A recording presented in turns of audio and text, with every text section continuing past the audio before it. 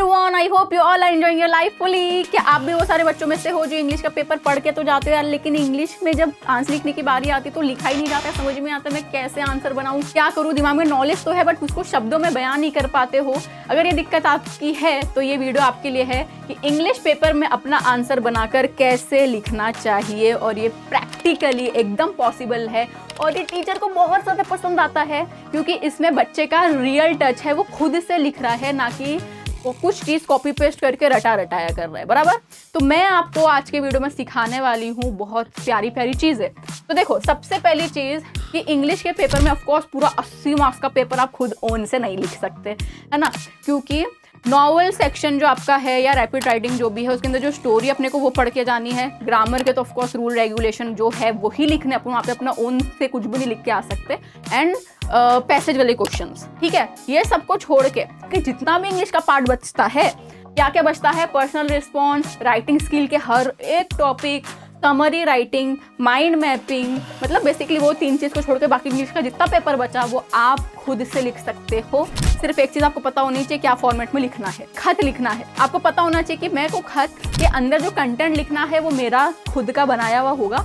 बस फॉर्मेट जो board committee ने बोली है वो मैं लिखूंगा, पहले डेट फिर सब्जेक्ट, ये है, बराबर। तो अब अपन क्या करेंगे ना, देखो, पर्सनल रिस्पॉन्स ये एक पहला टॉपिक है जो बार बार आपको पूछा जाता है कि लिखो लिखो लिखो। तो एक चीज ध्यान रखो कि ना, इंग्लिश में कोई भी सेंटेंस जब बनता है, फर्स्ट ऑफ ऑल, है ना, एक शब्द से जोड़ के अपन एक सेंटेंस बनाते हैं। जैसे एक मोती को जोड़ के एक माला बन जाता है, वैसे छोटे छोटे वर्ड्स को जोड़ के सेंटेंस बनता है। तो इंग्लिश का सेंटेंस स्ट्रक्चर का फॉर्मूला क्या है, कौन बताएगा? Of course subject verb object. आप बोल गए यार ये मैम भी सब्जेक्ट वर्ब ऑब्जेक्ट क्या मैं करूं, है ना। देखो, सिंपल सी भाषा में एकदम इजी है, एकदम इजी है। ये स्ट्रक्चर आपको बस एक बार पढ़ना है और यही स्ट्रक्चर का यूज कर करके आप सैकड़ों सेंटेंस बना के लिख सकते हो। सब्जेक्ट बेसिकली वो चीज होती है जो हमारे सेंटेंस के अंदर काम कर रही होती है।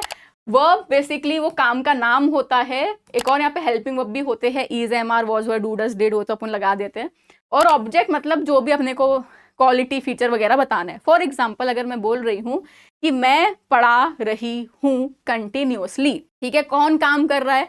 मैं। तो सब्जेक्ट क्या बन जाएगा? मैं, ठीक है। तो यहाँ पे मैं लिख दूंगी आई, ठीक है। अब आई के साथ कौन सा हेल्पिंग वर्ब लगता है? ऑफ कोर्स लगता है एम। वर्ब मैंने क्या बताई थी? क्या? काम का नाम, है ना। तो क्या? मैं पढ़ा रही हूँ, क्योंकि ये काम कंटिन्यूअस चल रहा है तो आईएनजी आ जाएगा। और क्या मैंने बोली ऑब्जेक्ट में कि कंटिन्यूअस पढ़ा रही हूँ, आई एम टीचिंग कंटिन्यूअसली, क्योंकि ये यहाँ पे एक एडवर्ब का काम कर रहा है, लगातार ये काम चल रहा है ना। तो इसी फॉर्मेट में गया, मतलब जो इंसान काम कर रहा है उसके साथ एक हेल्पिंग वर्ब रहेगा, फिर वो काम का नाम रहेगा, और जो भी एक्स्ट्रा बातें सब्जेक्ट वर्ब को छोड़कर जितनी भी एक्स्ट्रा बातें वो अपन आगे लिख देंगे। और ऐसे हजारों सैकड़ों अपन सेंटेंसेस बना सकते हैं, ठीक है। मतलब अगर आपको एक एग्जाम में क्वेश्चन आया कि भाई एनवायरनमेंट के ऊपर कुछ लिखो, ठीक है, तो अब आपको सबसे पहली चीज क्या करनी है सेंटेंस बनाने, तो आपको स्ट्रक्चर पता चल गया, ठीक है। उसके बाद आप क्या करोगे ना, कीवर्ड्स के साथ खेलोगे। क्यों कीवर्ड्स के साथ खेलोगे? कीवर्ड्स होते क्या है? Play with keywords. क्योंकि कोई भी एग्जामिनर आपके इतने जो बड़ी आंसर शीट है, इतना आप जो आंसर लिखते हो उसमें वो आपके पूरे आंसर नहीं रीड करते हैं, वो उसके अंदर कुछ शब्द, वोकैबुलरी, आपके कीवर्ड्स देखते हैं कि हाँ भाई एनवायरनमेंट के ऊपर आया, इसने कितने शब्द पकड़ा है। एनवायरनमेंट आपने देखे, भाई ये मेरा मेन क्वेश्चन है, इससे रिलेटेड जस्ट 2 सेकंड के लिए आंख बंद करो, एनवायरनमेंट से मिलता जुलता और क्या चीज है, कीवर्ड्स क्या है। मेरे दिमाग में आ रहा है ग्रीनरी, एनवायरनमेंट, पॉल्यूशन भी आ गया मेरे दिमाग में, ठीक है।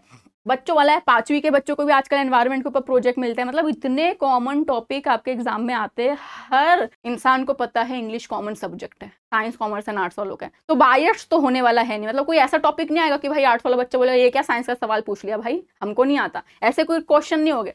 इतने कॉमन बेसिक क्वेश्चन हो गए, pollution, environment, water, tree plantation, इतने कॉमन कि हर एक में इतना, तो मतलब आप 12 छोड़ लो, 5वीं का बच्चा भी बोलेगा कि हाँ भाई ये टॉपिक के बारे में मेरे को पता है, बस उसको लिखने आना चाहिए। तो आप क्या करोगे? कीवर्ड्स, एनवायरनमेंट से रिलेटेड। और आपके दिमाग में क्या आ रहा है बताओ जल्दी? पॉल्यूशन आ गया, अपने को ग्रीनरी आ गई, उसके अलावा मेरे को तो दिमाग में ये सब ट्रीज, बर्ड्स, ठीक है, बर्ड्स, मेरे दिमाग में तो ह्यूमंस भी आ रहा है, ठीक है। और क्या हो रहा है, एनवायरनमेंट अच्छा हो रहा है, बुरा हो रहा है, क्या हो रहा है बताओ आप। क्लाइमेट चेंज मेरे दिमाग में आ गया कि भाई एनवायरनमेंट जो है अपना वो क्लाइमेट चेंज कर रहा है ना। बहुत सारे वेदर के मेरे दिमाग में आ रहा है कि कितने सारे सीजन्स होते हैं एनवायरनमेंट में, है ना। एनवायरनमेंट में दिमाग में एनिमल्स, मैं कुछ भी यहाँ पे सेंटेंस लिख रही हूँ नहीं, मैं सिर्फ और सिर्फ कीवर्ड्स, मतलब मेरा जो फाइनल आंसर बनने वाला है उसके अंदर जो मेरे कीवर्ड्स होने वाले, मेन शब्द जो होने वाले हैं, जो एट द एंड एग्जामिनर भी ढूंढेगा, कोई राइटिंग स्किल हो, पर्सनल रिस्पॉन्स हो या समरी हो। हेडिंग के बाद हम प्यारा सा इंट्रोडक्शन कुछ देंगे टॉपिक से रिलेटेड, उस वक्त जो भी आपके दिमाग में आ रहा होगा,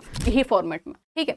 अब यहाँ पे क्या लिखे, मान लो environment is the soul of the planet, ठीक है। एनवायरमेंट सब्जेक्ट है, इज हेल्पिंग वर्ब है, और फिर बाकी का पूरा ऑब्जेक्ट है, ठीक है।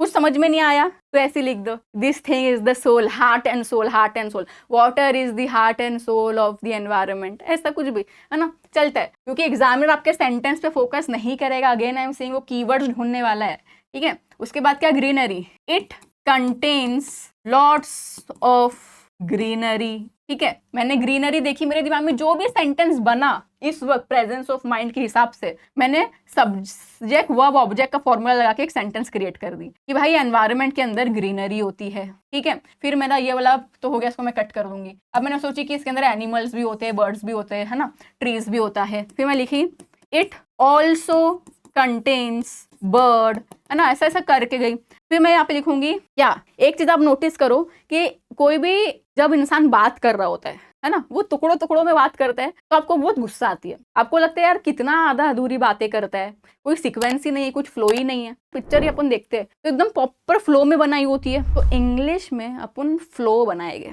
और फ्लो वही है इंट्रो, फिर अपना जो भी मेन कंटेंट है वो, और फिर कंक्लूजन, ठीक है।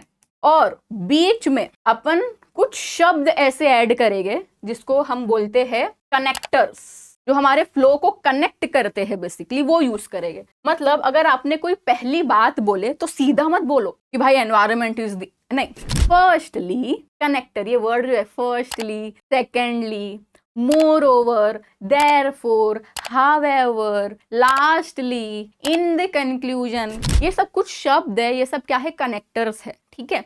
ये सारे शब्द अपन क्या करेंगे, बीच बीच में लगाते रहेंगे। मैंने सबसे पहली बात जो बोली ना, उससे बोलने से पहले मैं लिख दूंगी फर्स्टली, ठीक है।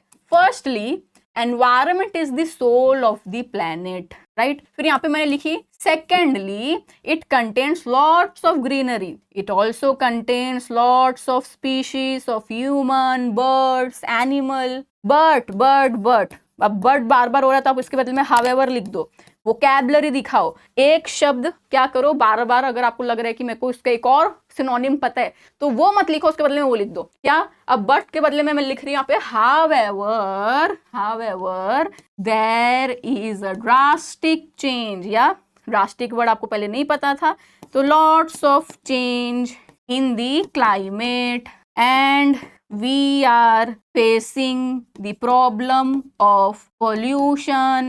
अब आपने जैसी पॉल्यूशन देखे, पॉल्यूशन से रिलेटेड आपके दिमाग में क्या आने लगा, pollution like water pollution, noise pollution, मतलब खुद आंसर बनेगा। आपने ढांचा बना दिया, आपने फ्लो बना दिया, आपने कनेक्टर्स डाल दिए, आपको कीवर्ड्स दिमाग में आते जा रहे। ये मेरा कीवर्ड है, ग्रीनरी को देख के मेरे को ऑटोमेटिकली दिमाग में क्या आने लगा, बर्ड्स, एनिमल, है ना, स्पीशीज। अब जैसे ही मैंने पोल्यूशन की बात यहाँ पे करी, जैसे पोल्यूशन की बात यहाँ पे करी, कीवर्ड्स, उससे मेरे और कीवर्ड्स ओपन हो गए। मेरा दिमाग में ऑटोमेटिकली क्या आ गया कि भाई पोल्यूशन से प्रॉब्लम होती है इंसान को, एनिमल्स को। Due to this kind of pollutions humans and animals are facing lots of problems. क्या problems like health issues, this issues, that issues. देख रहे कीवर्ड्स का कमाल।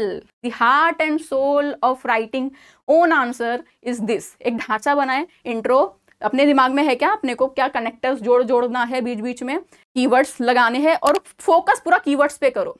कहाँ पे, ऑफ कोर्स मैं बोल रही, ये वो सारे आंसर पे यहाँ पे पर्सनल रिस्पॉन्स लिखने वाले हो, राइटिंग स्किल्स में आपको भर के नॉलेज आपको बतानी है। उधर पे एग्जामिनर जो है, मैं अगेन आपको बोल रही हूँ, वो आपका क्या चेक करने वाला है, ये सब चीजें देखेगा कि आपने कितना कंटेंटफुल लिखे हो। वो ये सब देखेगा कि ओ भाई environment, greenery, birds, pollution, problem, climate change, trees, animal, this that, और उसके ऊपर आपको मार्क्स देगा, ठीक है। तो ये चीज एक हो गई, आई होप आपको समझ में आ रहा है। उसके अलावा एक गलती जो बहुत सारे बच्चे आप लोग करते हो वो है आपके दिमाग में जैसे कीवर्ड्स ओपन होते जा रहे हैं तो आप बस लिखते जाओगे 3 पेज लिख दिए, 4 पेज लिख दिए, 5 पेज लिख, अरे मार्क्स तो सिर्फ 4 मार्क्स का है ना। तो थोड़ा दिमाग में बैक ऑफ द माइंड अपने को पता होना चाहिए, right according two marks. 2 marks के भी क्वेश्चंस आपके एग्जाम में आते हैं, वहां पे भी अपने को जैसे पर्सनल रिस्पॉन्स 2 मार्क्स का आता है, तो वहां पे कोई भी टॉपिक आपको दी गई है, क्लीनलीनेस एक बार आया था आपके एग्जाम में, cleanliness is next to godliness, give your opinion, क्या लिखूं छोड़ो, क्लीनलीनेस कीवर्ड है, वो आंख बंद करो, क्लीनलीनेस से related words, I am not saying cleanliness का सिनोनिम या उससे रिलेटेड जो भी आपके दिमाग में आ रहा है यार, क्लीनलीनेस से रिलेटेड आपके दिमाग में जो भी आ रहा है वो शब्द आपके जो आंसर शीट है उसका लास्ट पेज में फटाफट लिखो। कम से कम 2 मार्क्स का ही क्वेश्चन है ना वो, तो अगर आपको 6 कीवर्ड भी मिल गए तो आप 6 सेंटेंस बना सकते हो। अगर 6 कीवर्ड मिल गए तो मैं तो बोलती हूँ आप 8 सेंटेंस भी बना सकते हो। मतलब एक पॉइंट को जरा बड़ा चढ़ा के 2-3 बार लिख देंगे अलग अलग वे में, जो जितना भी मार्क्स है उसका डबल सेंटेंस लिख कर आएंगे। 2 मार्क्स का क्वेश्चन है तो 4 सेंटेंस लिख कर आएंगे, समझे? उससे थोड़ा सा ज्यादा, ऐसा नहीं 2 मार्क्स का क्वेश्चन है तो मैं सिर्फ 2 सेंटेंस ही लिख कर आऊंगा, नहीं, 1 सेंटेंस पे 1 मार्क्स, ऐसा कोई रूल रेगुलेशन नहीं है, ठीक है? तो ये सब चीज आपको थोड़ी ध्यान में रखनी है। अब आपको एक और चीज करनी है अपने आंसर को और ज्यादा प्यारा बनाने के लिए, जैसे कि देखो इंस्टाग्राम में हर बच्चे का, हर यूजर का खुद का बायो है, पर्सनलाइज जैसी कोई चीज हो जाती है ना तो वो अटेंशन ग्रैब करती है। तो आप अपना कोई भी आंसर लिख रहे हो ना, जैसे मैंने यहाँ पे आंसर आपके सामने ही इतना एक आंसर बना दी टॉपिक, तो यहाँ पे आप एक और चीज करोगे कि वो टॉपिक को एक्सप्लेन करने के लिए क्या कोई आप एक रैंडम से एग्जांपल दे सकते हो, फैक्ट सेट कर सकते हो, कुछ रियलिटी बता सकते हो, कुछ न्यूज के आंकड़े बता सकते हो, जो भी आपको उससे रिलेटेड, जो भी लाइक वो बात को प्रूफ करने के लिए, वो बात को साबित करने के लिए कुछ ऐसी चीज है क्या। मान लो आपके दिमाग में आया कि यार मैंने ना उस दिन न्यूज़पेपर में पढ़ा था कि क्लाइमेट चेंज जो है ना, क्लाइमेट चेंज इंडिया में सबसे फास्ट हो रहा है बाकी कंपेयर में, लिख दो भाई, लिख दो, बहुत बड़ी चीज हो जाएगी, ठीक है? मतलब इतने बड़े आंसर में आपने अगर एक जगह भी क्या कर दिए हो, अपना एग्जाम्पल ऐड करे हो, खुद का दिमाग लगाकर, खुद की नॉलेज, कुछ भी हो सकता है वो, मतलब वो आप बात को अपने पर्सनल लाइफ से भी एग्जांपल में एक्सप्लेन कर सकते हो। 5 साल पहले के कंपेयर में खुद इतना ज्यादा ह्यूमिडिटी फील करता हूँ, ठीक है? Personally I too feel the change in the environment, ऐसा तो खुद के भी लाइफ से आप कंपेयर करके रिलेटेबिलिटी कर सकते हो। बहुत ज्यादा नहीं करना है, मतलब एक बड़ा आंसर है तो उसमें 1-2 जगह अपन बस करेंगे, राइट? तो ये कुछ चीजें हैं जो ज्यादा आप करो। कॉमन टॉपिक आएगा उसका टेंशन मत लेना। मैं आपको मतलब एक एग्जांपल जैसे देती हूँ कि आप ना क्या करो, नाज अकेडमी ऐप डाउनलोड करो free of cost, of course. वहां पे मैंने ना एक फोल्डर के अंदर सारे आपके PYQ डाल रखे हूँ, ठीक है? सिर्फ ये 5 मिनट का काम है, आप खुद करना, आपका इतना बर्डन हल्का हो जाएगा। बोले यार खाली फुकट टेंशन लेता हूँ यार, मैं छोटी सी राई का पहाड़ बना देता हूँ। एक काम बस करो, PYQ में जाओ और वहां पे आप चेक करो कि आपके इंग्लिश पेपर में पर्सनल रिस्पॉन्स की क्या टॉपिक पूछी गई है पिछले 5 साल में, राइटिंग स्किल की क्या पूछी गई। आप देखोगे, बोलोगे ये तो मेरा छोटा भाई जो 5वीं में वो भी लिख देगा।